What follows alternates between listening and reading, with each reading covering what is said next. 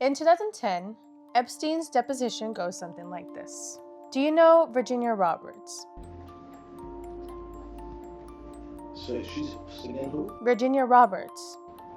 Can you spell it? Common spelling. Virginia, like the state. Can you spell it for me, please? Roberts. What's the last name? How's it spelled? Roberts, I believe. Is it true that you and Ghislaine Maxwell celebrated her 16th birthday with her and had sex with her on that day? Form, compound, confusing, argumentative, and harassing. I'd like to answer that question. But today, I'm going to have to assert my Sixth Amendment rights, my Fifth Amendment rights. You're invoking your Fifth Amendment rights to each of these questions because you know that your answers will incriminate you and you feel that it will result in you being prosecuted for these crimes. Isn't that right? That's the deposition. It was for a lawsuit filed by Virginia Roberts against Ghislaine Maxwell after the release of Epstein in 2009. Now, Ghislaine Maxwell had called Virginia a liar over claims of sexual abuse by Epstein, which resulted in this lawsuit. Epstein's name stayed on the radar, with investigators gathering every shred of evidence until the day came when they were ready to charge him for the sex trafficking minors and conspiracy to commit sex trafficking.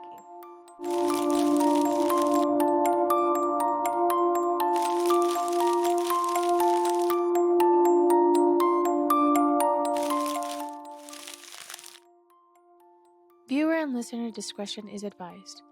This episode contains discussion of sensitive topics that may be distressing for some audiences. Please take care while listening, and if these topics are triggering for you, we encourage you to prioritize your well-being. Welcome to T and E with a T. I'm your host, Teresa. I'm your co-host, Edwin. And today we are diving into part 2 of Jeffrey Epstein case, where we will talk about his 2019 arrest, death, and his partner in crime, which is Ghislaine Maxwell, victim stories, and alleged elite involvement. Now let's get into it. So I'm going to start with Ghislaine Maxwell. Ghislaine Maxwell was Jeffrey Epstein's partner in crime, basically Bonnie and Clyde type of thing. She was born on December 25th of 1961. On Christmas? Oh yeah, I don't even know that. That's Christmas. Yeah, Christmas Day. Wow, what a present. Wow, oh, it's so nice. Anyway, she was born on December 25th, 1961, in Mations, okay, you know what? It's France, okay? These cities are very hard to say because you have to say it with a French accent. Let me try. You can try. Where? La Fate, something like that. Maisons, La Fate, France. Okay, you know what? I'm gonna put that, and then I'm gonna put the actual saying of how to pronounce it. Maison Lafitte. So yeah, she was born in France, but she kind of grew up in England for most of her life. So she has like this English-British accent. So yeah, but she was born in a wealthy, influential family. So her dad was like this wealthy man. So they had a lot of money. So she grew up rich. Mm-hmm. But she moved in the early 1990s to New York, where she met Jeffrey Epstein. Now, the reason for her moving to New York was because her father had randomly passed away. So he was on his cruise ship. Oh, okay. No, he was on a cruise ship on his private boat. And he ended up like somehow drowning. So he randomly passed away. It put a toll on Ghislaine Maxwell because she was really close to her dad. But her dad was literally just like Jeffrey Epstein. He was this man that treated women as an object. He did not respect women as much as, a man should respect women. He kind of just was always cheating on his wife. And for some reason, Ghislaine Maxwell was very drawn to her father. Like she was like if he was her best friend. And he always brought her along, and she was always very social. She was networking. She was doing all this stuff. So it's like, it seems kind of weird that she fell in love with Jeffrey Epstein, which is very similar to her father. I mean, they say that you're going to fall in love with somebody similar to your father. Similar to your parents. So, because I've heard that too. And they say that you end up being with a person that's literally the family member that you're not, like, you're opposite to. Does that make sense? Mm-hmm. Like, you're literally my mom. You're literally my mom. And I mean, I'm very similar to my dad, but you're literally my mom. So I could see that. But anyways, so that's the situation with Ghislaine Maxwell and her father. Now, she moved to New York in the early 1990s, where she met Jeffrey Epstein. Now, they both associated themselves with the elite. So with the very rich people, wealthy, powerful people that own businesses. She knew how to network, and he knew how to network. So they were like a very good team at the end of the day. Yeah. So they were really good with their words. They were really good with socializing, really. And so that was something that, kind of drew Jeffrey Epstein to be with Ghislaine Maxwell, and kind of the same thing with Ghislaine Maxwell and what drew her to him. So they were always together in the very beginning, and a lot of people assume that they were in a romantic relationship. Now, at this time, there wasn't a confirmation of them being together officially, if they were in a relationship romantically. Ghislaine Maxwell just stated that they were just friends. So it was like a friendship. So it wasn't that, it wasn't like confirmed. Mm-hmm. But she was a very flirtatious type of character, very outgoing, very fun. So a lot of people that kind of bumped into her, they would say like, oh yeah, she's very like, she's just very friendly. She kind of is the light of the party. Like, she's just a very outgoing person. And every time she was with Jeffrey Epstein, she would always be very touchy, touching his arm, touching his hand. So it kind of seemed very romantic in a way. So, like I said, she said they were friends. They didn't confirm the relationship yet, but it seems like that was what it was leading to. So, this resulted basically being a big part in Epstein's crimes, because she was starting to be like his Epstein's right-hand man. Does that make sense? So it was starting to show that they could be like this power couple. Mm-hmm. And this led to his crimes.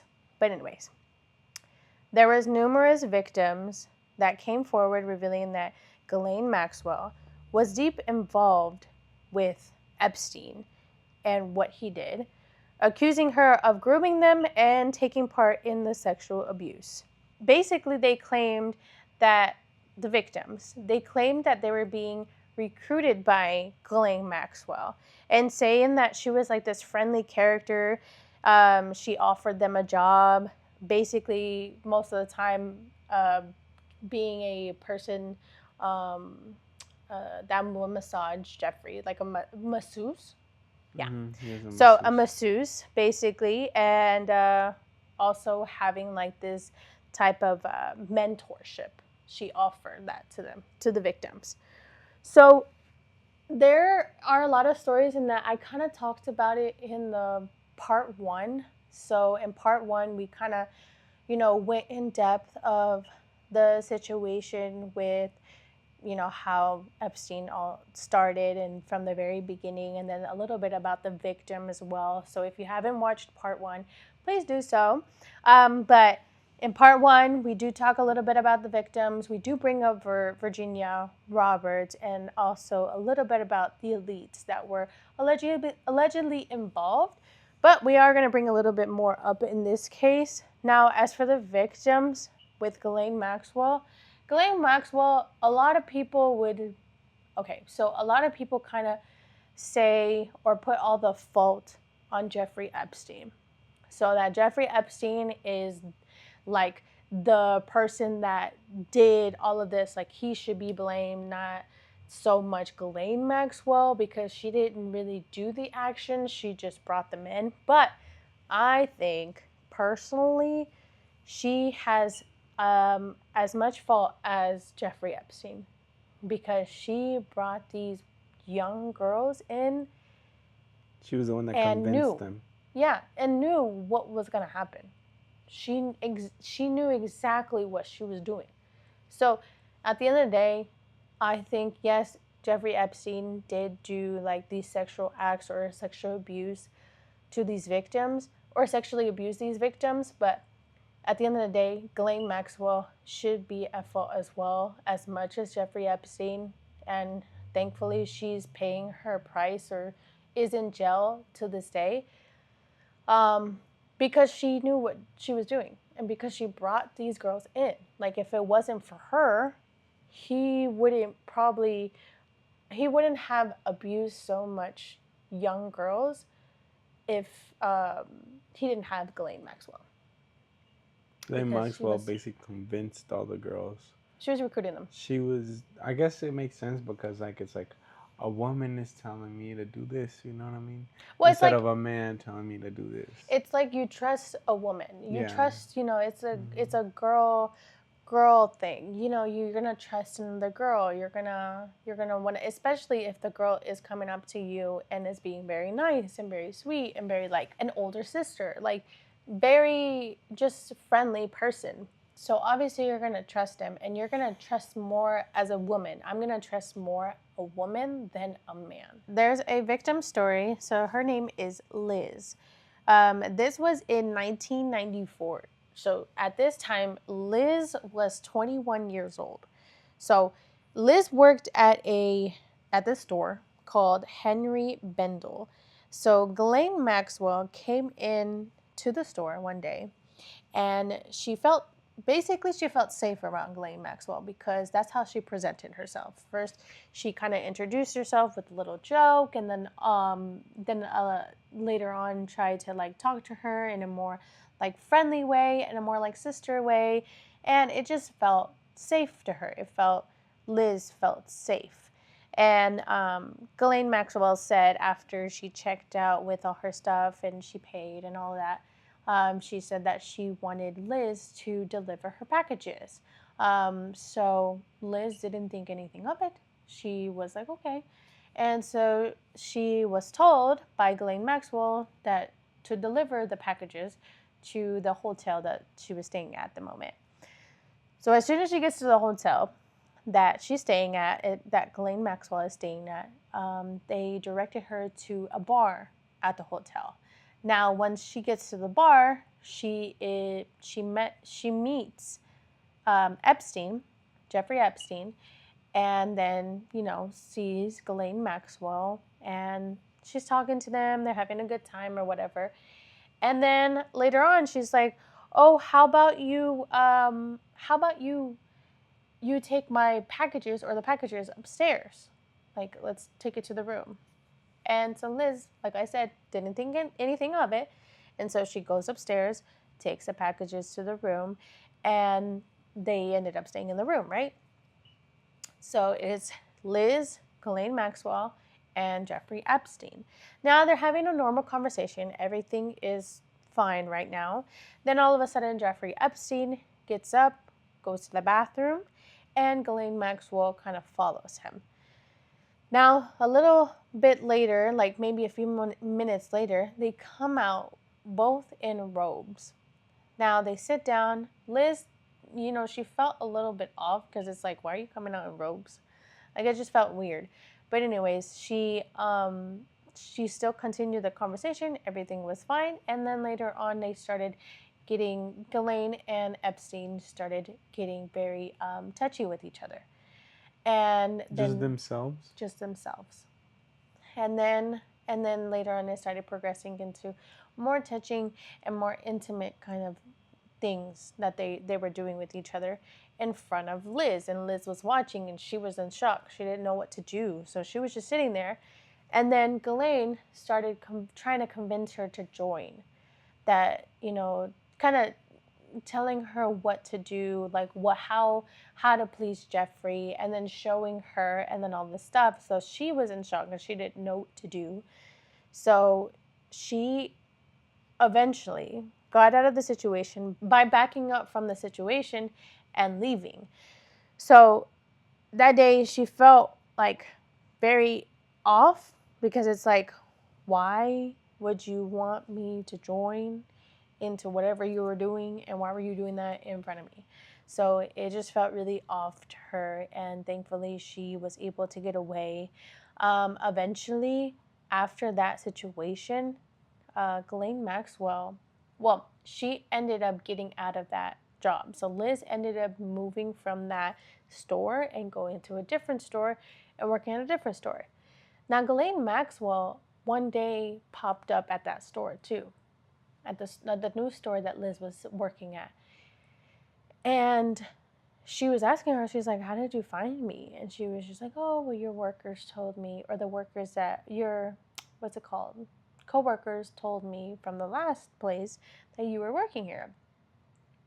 Now, she felt a little bit off for a few, I believe it was for a few years or a couple years. They kept popping up in her life, like trying to get her to come over again and trying to get her to do stuff with Jeffrey Epstein. So she kept running, she changed her number and all this stuff. So she kept escaping or trying to escape, and then eventually it just stopped. So it just felt really weird. Like, why are you still trying to look for her? I don't know, but she was changing jobs and phone numbers. She and changed everything? phone numbers. She changed jobs. Multiple times. I don't know how many times she did it, but I know that she did it a couple of times, possibly. But she was trying to get away from Ghislaine Maxwell because she kept trying to contact her. So I don't know if it was because she felt like, she was gonna say something, or I don't know. I don't know what it was, or why Ghislaine Maxwell kept looking for Liz. But that was a story from one of the victims. There's many victims out there that kind of have similar stories, but also got even worse, and then got to the point where they couldn't escape. Ghislaine Maxwell was a very sexual person. So this kind of shows a little bit of her character and who she is and how sexual she is. Like, it's this thing is like, she's always talking about sex, like supposedly, people would say that when they would hang around her, she would always make like sex jokes. Like, it's always like something about sex, and then she's always like moving sexually and stuff like that. So like, that's her persona. She would influence women into sleeping with men. So there was these group of girls that she was with, and then she was like basically saying like, oh, you should just go over there and talk to that guy and then just sleep with him. Like, what does it matter? Like, it's like, that's what they want and stuff like that. So she would go and do that. She would go and state that to women. So this one night, she invited some women and some men, so some of her friends, over to her house, I believe, and proposed this game. So this game basically involved scarves. Now, I'll paint you the picture, but basically, she leaves the room. She comes out with a bunch of scarves. And then she starts putting the scarves over the men. And she tells all the women to take off their bras. And she states that the men are basically going to guess who's who by just touching our boobs. That was the game. Why? Like, what kind of game is that? I just don't understand. If I was there, I'd be like, That's you know weird. what? I'm out. I'm sorry. Catch you another day. I'm going. That's it for me. But yeah, so that was a game that she proposed, and obviously it was a very uncomfortable situation for everybody. Probably, whatever. But yeah. So it was really disgusting, very inappropriate. And it's like, well, how you gonna tell me what to do? Like, how you gonna tell me to take off my bra? They just didn't. So the thing is that this person was telling the story. She was at that party and she didn't feel comfortable doing so. I don't remember if she left. I believe she did leave and she got to not do that game or not play the game. But I'm pretty sure they possibly played the game because it was already there. And the men were already blindfolded. So it's like, what are you going to do? Like, oh no, I don't want to play. And they were all adults. So I guess they're like, we're all adults here. Ghislaine found out that Jeffrey Epstein, he liked younger girls. So she started being like, okay, well, let me scout these young girls for you. So she would try to either search them around areas where there would be young girls. So at Disneyland. Pepe. So it would be like, at school, at high school. Allegedly, there was rumors that she was like trying to be friends with seniors in high school so that she can convince them, Ghislaine can convince them to come and visit Jeffrey and give him a massage, and then Jeffrey can do whatever he wanted with them. You think Diddy and Jeffrey Epstein were friends? I don't know, but that would be a crazy Duo? friendship. Yeah, duo. But yeah, so that's what she would do. She would scout these girls. Now, so an author named Christina Oxenberg, she was asked by Ghislaine Maxwell to write her book. Mm-hmm. Now, she also asked her to possibly, if she wanted, to live with her for a year so she can kind of get to know her a little bit more, get to know her life, get to know what she, goes through, right? So, Christina, one day she comes to her house and she's talking to her about this and she's telling her like, I want you to write my book. I really want you to write my book because I want Jeffrey to marry me. What do you mean? For some reason, if she wrote her book, Jeffrey would marry her. I don't know exactly what was the reason for her to say that, or like what was her intention, or like what was going on behind doors. But she was really in love with Jeffrey. That was like one of the big things. Ghislaine Maxwell was very obsessed with Jeffrey Epstein and she really loved him. And she was hopefully, kind of looking forward to one day marrying him. And it seemed like she kind of had to like force him to want to think that because of this comment, So it seemed like Jeffrey Epstein Ghislaine Maxwell was more into Jeffrey Epstein than Epstein was. The other way around. Yeah, to Ghislaine. So she says this comment, and then she states that Jeffrey needs. Okay, sorry, this is a little bit weird, but she states this to the author, right? Jeffrey had went to the doctor, and he went to like one of the best doctors ever, and he was diagnosed with this medical problem. And basically, this medical problem is he has to have 3 orgasms a day.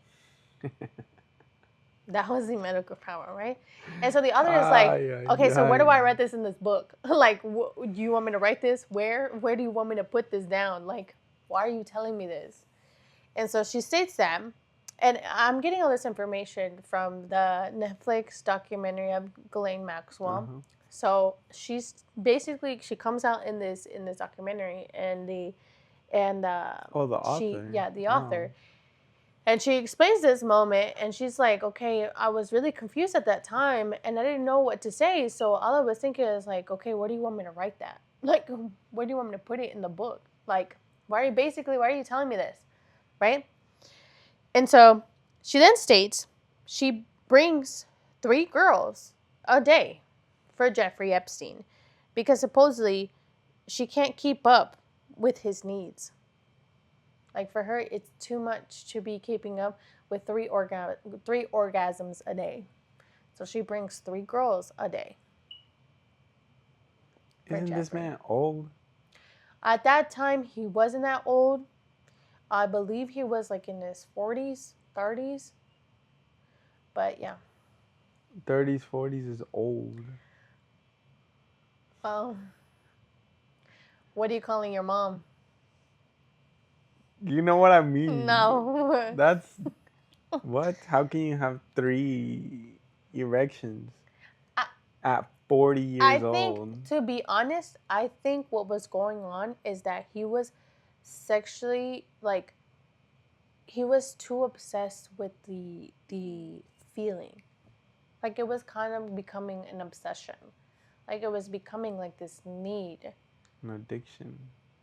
An addiction.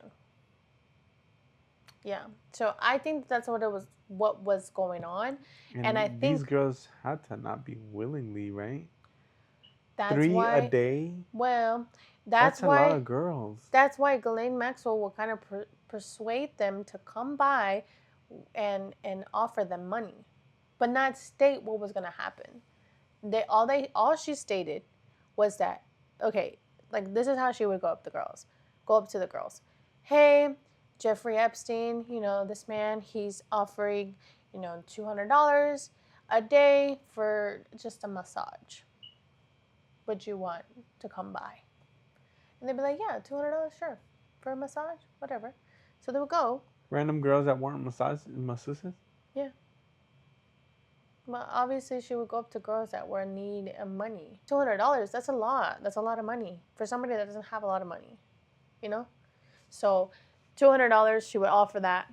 Or however much money, because I'm just saying $200 because that's what was stated before. But however much money, the author goes up or tells Ghislaine, who are these girls? And she basically, this is what she says. This is from what the author states, that she says that these girls are nothing and they are trash. So, like, they don't matter. Like, if they were not human. So, yeah, so it was just very surprising to the author that Ghislaine Maxwell was, kind of treating these girls as nothing and kind of offering them to Jeffrey to do whatever he wanted with them because he needed 3 orgasms a day. Whatever. But yeah, so that was the situation. And that's what happened with the author, and that's kind of a proof of what she was doing and her involvement with Jeffrey Epstein. Now, another story of a victim, her name is Mary. In her 20s, she was a massage therapist. Now, Ghislaine Maxwell, she would ask her to do things with Jeffrey Epstein, and it would just be in moments of, like, because she's a massage therapist, so it would be moments of when she's massaging him, when Mary is massaging him. Now, this name is not, so for people that are going to look her up, or if you want to look her up, this is not her real name. She's just using this to kind of cover. Yeah. So she's a massage therapist, and while she's massaging Jeffrey Epstein, because she got this job, Ghislaine Maxwell will come from behind her and be like, hey, you should touch him there, or you should do that, or you should do this to him. And so kind of convince him to do things with him. And she stated that she felt uncomfortable, and Ghislaine asked her, why would you feel uncomfortable why would you feel uncomfortable to touch him that way or to do things with him?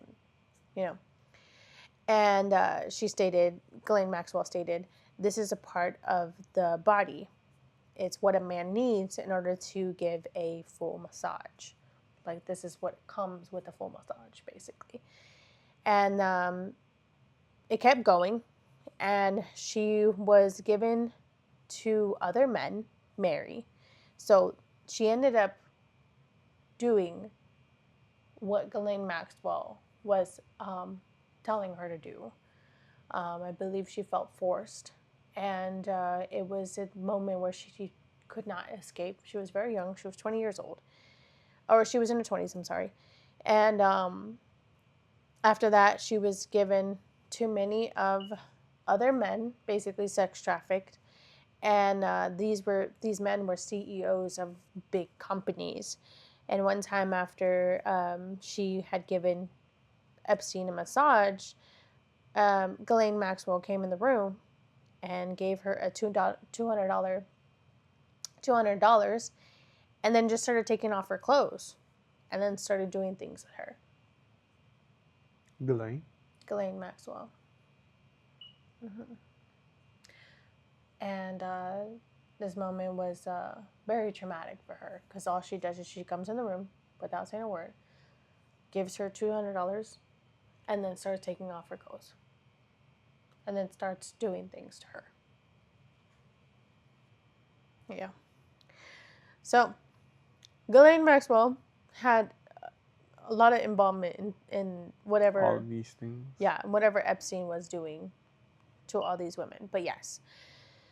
So, now I'm going to get on the topic with Virginia Roberts. So, Virginia Roberts was also one of the victims, and we kind of talked about her in part 1. So, Virginia Roberts was...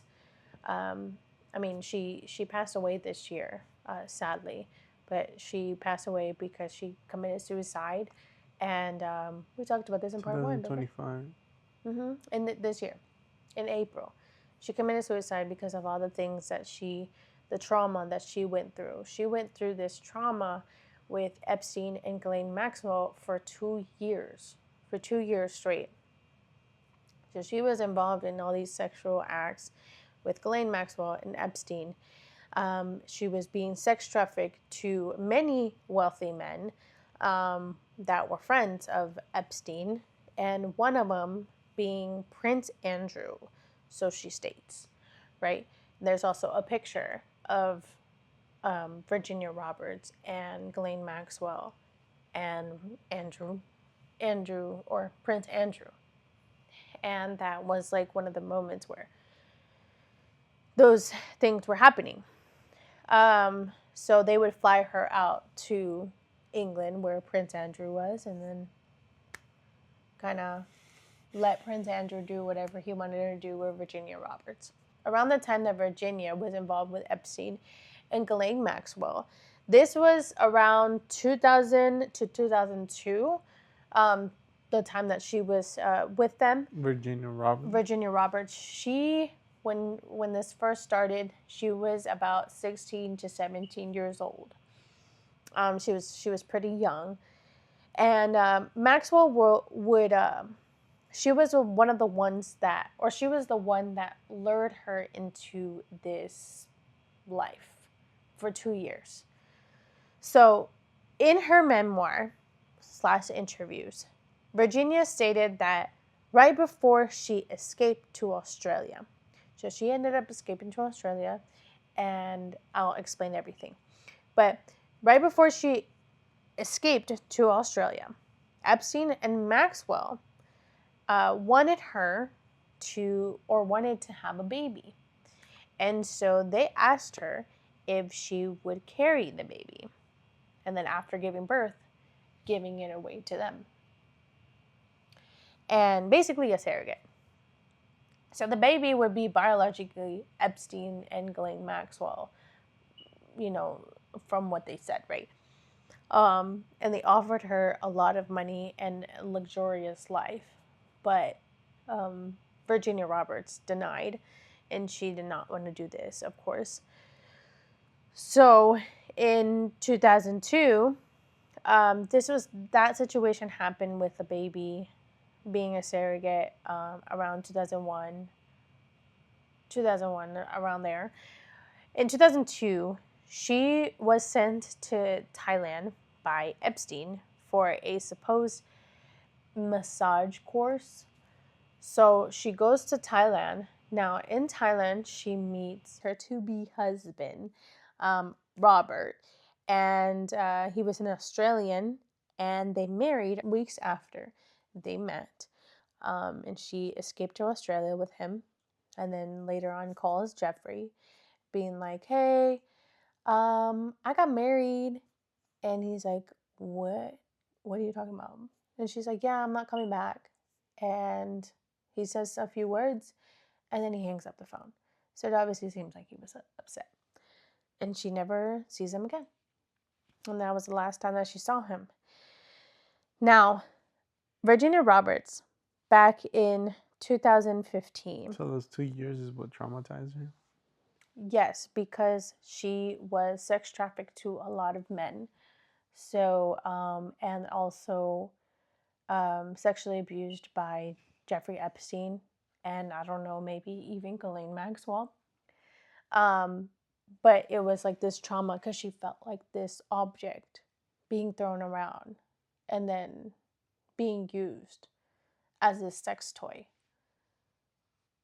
to all these wealthy men. Who knows how many times? For 2 years, she lived with them. So, yeah, it was traumatic. So it took a toll on her. But yeah, so in 2015, she had filed a lawsuit against Ghislaine Maxwell. Now, the reason why she wanted to file this lawsuit against Ghislaine Maxwell was because Ghislaine Maxwell had publicly came out and stated that Virginia Roberts was a liar. That none of this sexual abuse did not happen. Because Virginia Roberts started coming out and stating her story. And so Ghislaine Maxwell came out publicly and stated that she was a liar. So Virginia Roberts was like, okay, I'm a liar? Here's a lawsuit. Mm-hmm. So she filed this lawsuit against Ghislaine Maxwell, and then it was settled in 2017. Now, the reason why she filed it against Ghislaine and not Jeffrey, because Jeffrey was the one that did all this stuff, Jeffrey, she had already filed a lawsuit against him in 2009. So 2008 was when he was charged for all the stuff that was going on. And in 2009, he was released from jail. So, but this lawsuit was filed against him in 2009 by Virginia Roberts, but was settled outside of the court for $500,000 as a part of his controversial 2008 agreement/plea deal. So you remember that agreement that we stated in part 1? It was basically an agreement of if he tells the government, hey, like, this is what I did, and this is all the stuff that I did with the situation, and I'm going to give you everything, they're going to be like, okay, well, you're not going to have to pay the consequences, and everything would be fine. You'll be let go, and then all the people that were also involved can be hidden and don't have to be named. So that was the agreement, right? How is that legal? And so we'll get into it. And so she was one of the people involved in this agreement, and so they ended up settling it outside of court and giving her $500,000 instead. So that's a lot of money. Yeah. So in July 2019, Jeffrey was arrested at the airport in New Jersey. Now, the reason why he was arrested was because in November 2018, Julie K. Brown, a reporter of the Miami Herald, published a set of articles and videos called The Perversion of Justice. They explained Jeffrey Epstein was a rich guy who abused young girls and got away with it and got a super light punishment in 2008. Now, the prosecutors didn't tell the victims about the agreement, which that was illegal. So that was not allowed. So they came back and they looked back at the documents, and they looked back at everything that, was going on with Epstein. They were like, how the heck did he get away with this with only serving 13 months and then also having this agreement, and none of the victims knew about it? That's illegal. If they have the right to know. So they ended up arresting him, and they charged him with sex trafficking of minors and conspiracy to commit sex trafficking. His attorneys tried to fight for bail as he stayed in the jail till trial. Now, this was denied, so he was not offered bail. And if he was convicted for these crimes, he would serve 45 years in prison. Does he serve those? No. And I'll tell you why. So in July 23rd of 2019, Jeffrey was unresponsive and found marks on his neck and reported as a suicide attempt. That was July of 2019. So he was placed on suicide watch for a short period of time and then taken off a few days later. Why? Whatever. Okay, so yeah, that's what happened, right? Then, a month later, literally not even a few days later, August 10th, 2019, Jeffrey was found dead in his cell, ruled death a suicide, using bed sheets tied to his bunk. This is a controversial topic, only because people believe that he did not commit suicide and that he was murdered.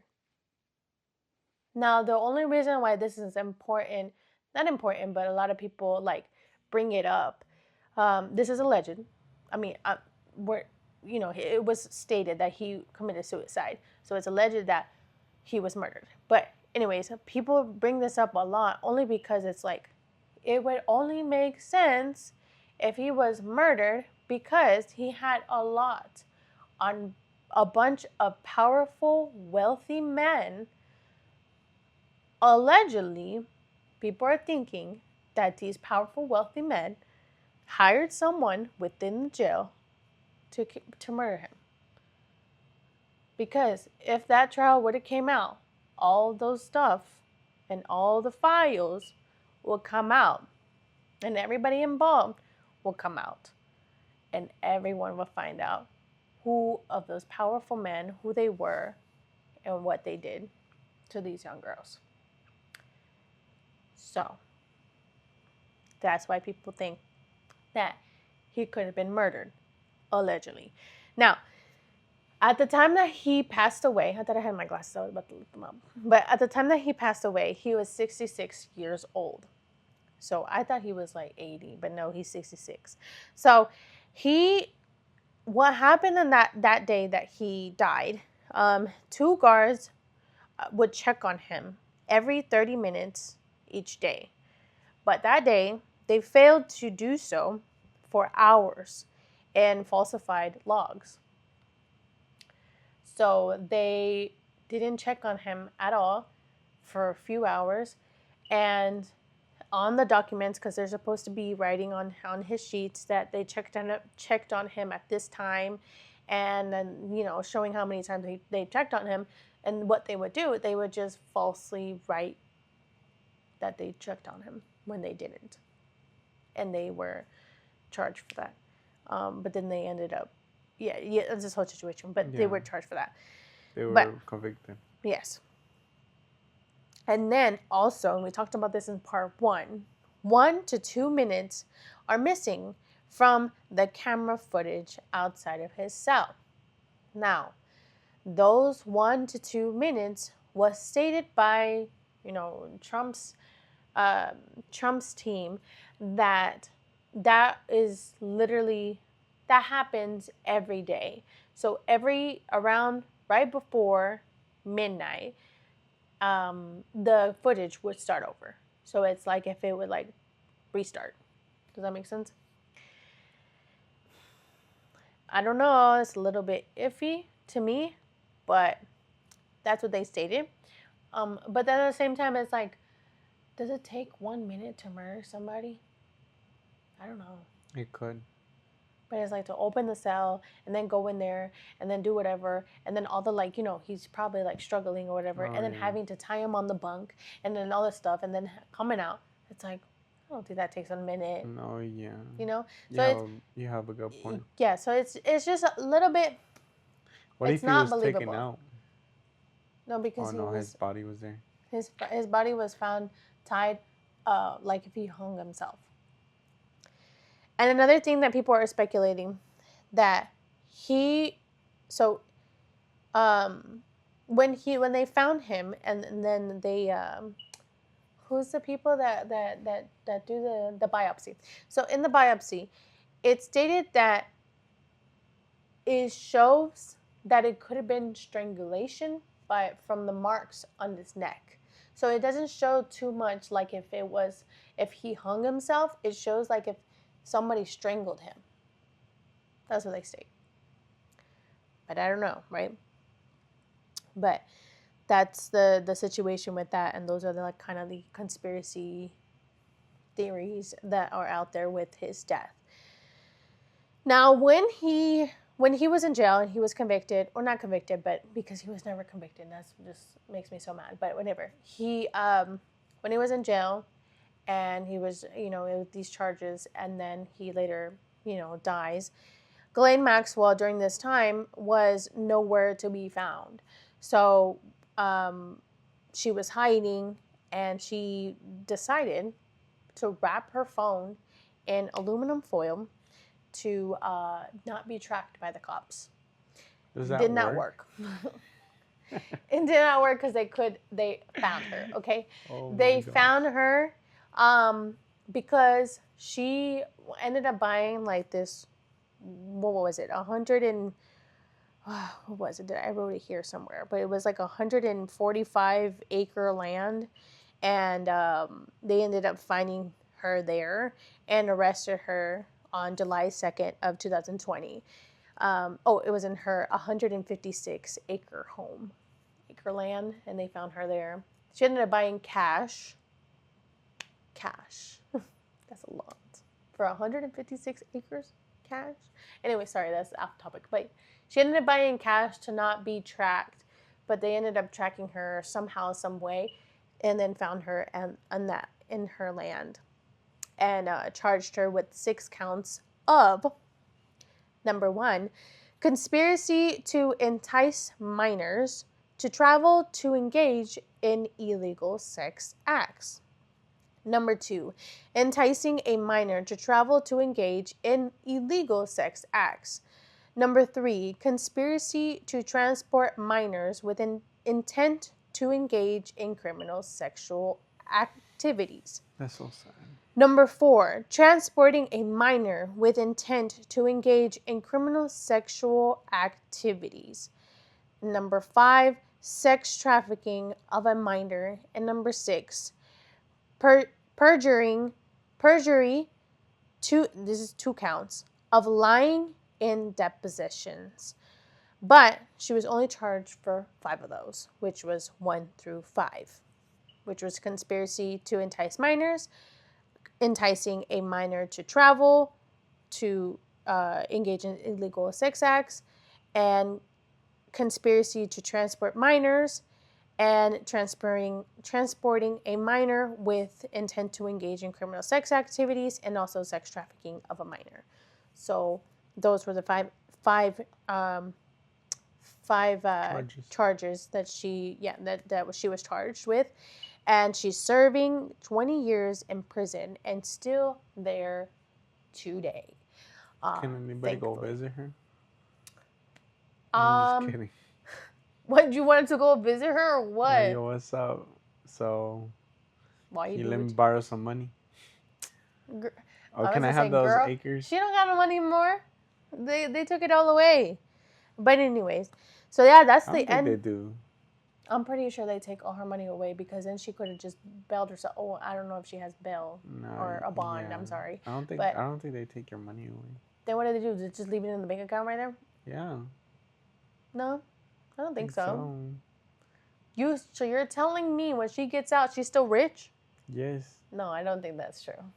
I think so. I'm pretty sure they take everything away. I don't know about that one. But yeah, so that's basically the end of the Epstein cases. Yeah, there's a lot of things that are going around, basically, of the people that are allegedly, involved in this case. Yeah, like obviously the big one, everybody that's talking about it, is Donald Trump. We already talked about that in part 1 a little bit at the very end, but there's a lot of things that have to do with Donald Trump that are a little bit fishy. But I think that the one that is mostly or was mostly involved with Epstein and Ghislaine Maxwell was Bill Clinton, because I think, from what I remember, don't quote me on this number, but on the flight logs, he was on there about 70 times. Don't quote me on the number because I might be wrong on the number, but from what I remember, I think that's how many times that he was on that flight log. Now, Donald Trump was only on there for 7 of those times, but Bill Clinton was on there a pretty good amount, and so was Prince Andrew. And we already know that Prince Andrew could be very much involved, from what Virginia Roberts stated. But that's alleged, that's either here or there. But supposedly, when Virginia Roberts did state that, Prince Andrew did this to her, that she was sex trafficked to Prince Andrew, it was settled outside of the courts, and she was given millions of dollars to not say anything else about that, and basically just like, here you go, like, don't speak, don't speak,